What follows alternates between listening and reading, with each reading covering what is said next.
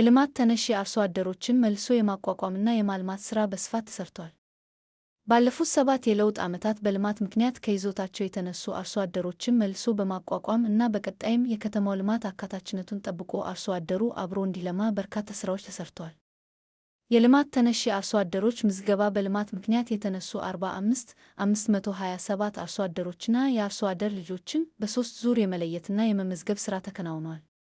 የጋራ ኮንዶሚኒየም መኖሪያ ቤት አቅርቦት በከተማ አስተዳደሩ ውሳኔ መሠረት ለ22,915 ልማት ተነሽ አርሶ አደሮች የጋራ መኖሪያ ቤቶችን የማስተላለፍና የማስረከብ ሥራ ተሰርቷል። የጋራ ኮንዶሚኒየም ንግድ ሱቆች ስርጭት በማኅበር ለተደራጁ ልማት ተነሽ አርሶ አደሮች ኢኮኖሚያዊ ተጠቃሚነታቸውን ለማረጋገጥ 233 የጋራ መኖሪያ ሱቆች ተላልፈዋል። የአቅም ግንባታ ሥልጠና በተለያዩ የሥራ ዘርፎች የተሰማሩ 1243 ማኅበራትና 6782 አባላት በቴክኒክና ሙያ ተቋማት በኩል ተግባራዊ ሥልጠና እንዲያገኙ ተደርጓል።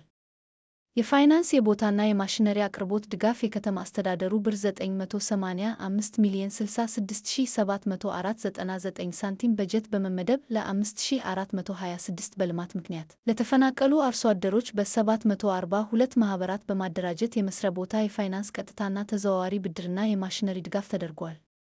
ከተደረገው አጠቃላይ ድጋፍ ውስጥም በአዲስ ካፒታል ዕቃ ፋይናንስ ንግድ ሥራ ማ በኩል የተገዙ የተለያዩ ማሽነሪዎችና ተሽከርካሪዎች፣ አይሱዙ መኪና፣ ፍሪጅ፣ ሚዛን እና የተለያዩ መሳሪያዎች በማኅበር ለተደራጁ 156 የልማት ተነሽ አርሶ አደሮች ተላልፈዋል። ቀጥታ ሰብአዊ ድጋፍ ምንም ገቢ ለሌላቸውና መስራት ለማይችሉ 1648 ቀጥታ ድጋፍ ፈላጊ አርሶ አደሮች ለምግብ ፍጆታና ለመጠለያ የሚሆን 312,318,460 ብር ድጋፍ ተደርጓል። የትምህርት ቤት ግንባታና የሥራ ዕድል በአቃቂ ቃሊቲና በለሚ ኩራ ክፍለ ከተሞች 2 አዳዲስ ትምህርት ቤቶችን በመገንባትና ግብዓት በማሟላት 300 አርሶ አደሮች በ6 ማኅበራት ተደራጅተው ወደ ሥራ ገብተዋል።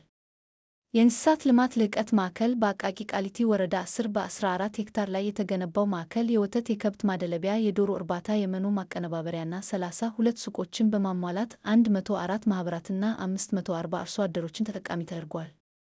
የንጹህ መጠጥ ውሃ አቅርቦት በልማት አካባቢዎች የሚገኙ 7047 አርሶ አደሮች አስተማማኝና ንጹህ የውሃ አገልግሎት ተጠቃሚ እንዲሆኑ ተደርጓል።